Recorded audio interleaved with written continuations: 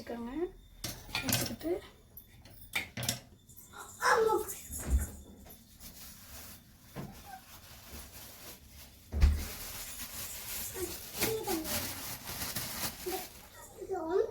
Rough paper எடுத்து வச்சுட்டு அது கீழே வச்சுட்டு உங்களுக்கு கருவேப்பிலையில் இருக்க தண்ணி, கொத்தமல்லியில் இருக்க தண்ணி, புதினா தண்ணி இருக்க தண்ணியெல்லாம் அந்த பேப்பர் இழுத்துக்கிறோம்.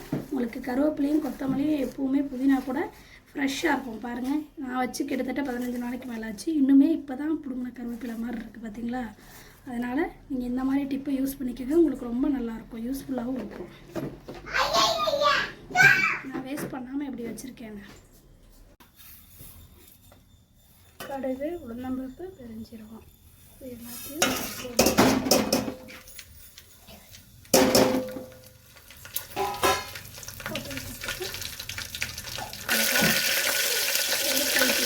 கருவேப்பிலை சரியாக நறுக்கணும். பூண்டு 100 கிராம் சின்ன வெங்காயம் அது பொன் நிறமாக வளர்கிற வரைக்கும் வெயிட் பண்ணுவோம். வதங்கிடுச்சு. அடுத்து நம்ம பொடியாக நறுக்கி வச்ச 4 தக்காளி, சிறிய தக்காளியாக 4 தக்காளி, பெரிய தக்காளியாக இருந்தால் 2 தக்காளி போட்டு இப்போ இதையும் நல்லா வதக்கிக்கலாம். தக்காளி வெங்காயம் நல்லா வதங்கிறதுக்காக கொஞ்சம் நம்ம கல்லுப்பு சேர்த்துக்கலாம். இந்த அளவு சேர்த்துக்கலாம்.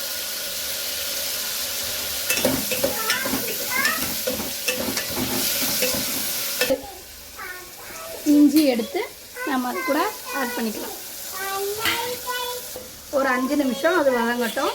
அதுக்கெலாம் நம்ம முட்டையை உரித்து இந்த மாதிரி கீத்து சைடு வாக்கில் கட் பண்ணி வச்சுக்கிட்டிங்கன்னா உங்களுக்கு பார்க்க அழகாக இருக்கும். குழந்தைங்களும் விரும்பி சாப்பிடுவாங்க.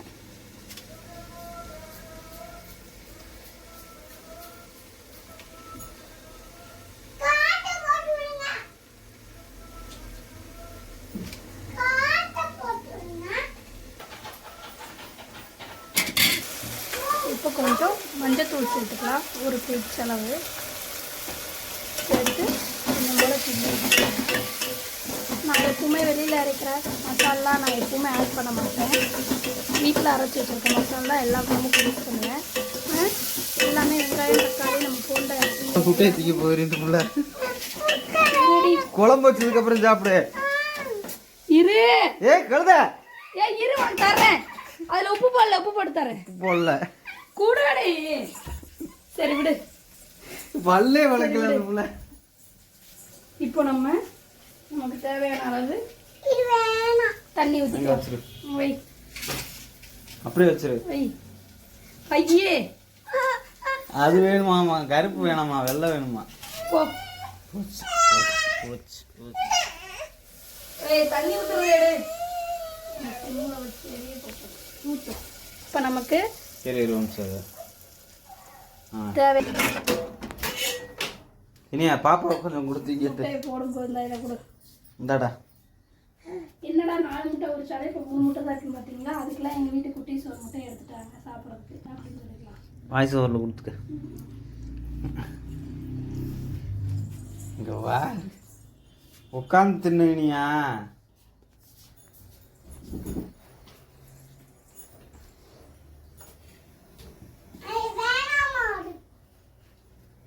தின்றேன் அதெல்லாம் தின்றேன். தின்னுடா லிக்கித்தா தின்னு, வாயில ஓட்டுக்க.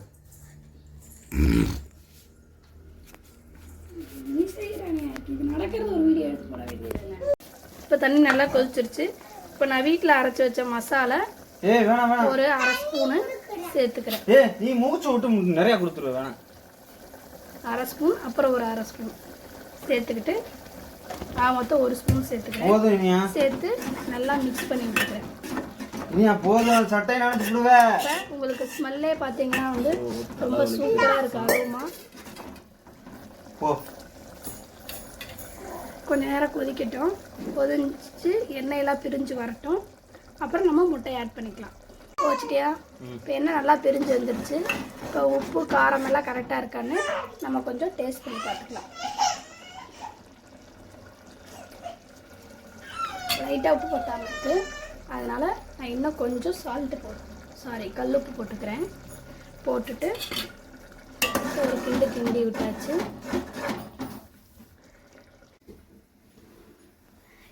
4 முட்டை வச்சுருந்தா இப்போ 3 தான் இருக்குன்னு பார்த்தீங்களா? அதுக்கெலாம் வந்து எங்கள் குட்டீஸ் எடுத்துட்டாங்க. இப்போ எண்ணெய் நல்லா பிரிஞ்சு வந்துருச்சு, உப்பு காரமும் சரியாக இருக்குது. இப்போ நம்ம உள்ள எல்லா முட்டையும் ஆட் பண்ணிடலாம். இப்போ முட்டையே போட்டாச்சு. உங்களுக்கு எக்ஸ்ட்ரா முட்டை வேணும் அப்படின்னா, இன்னும் கொஞ்சம் ருசி வேணும்னா இதில் நீங்கள் இன்னொரு பச்சை முட்டையை எடுத்து அழகாக உடைச்சி இப்படி ஒரு ஓரமாக பொறுமையாக ஊற்றி விட்டுட்டிங்கன்னா அதோட டேஸ்ட்டும் நல்லாயிருக்கும். வெந்ததுக்கப்புறம் அந்த முட்டையை சாப்பிட்றதுக்கு இன்னும் அழகாக இருக்கும்.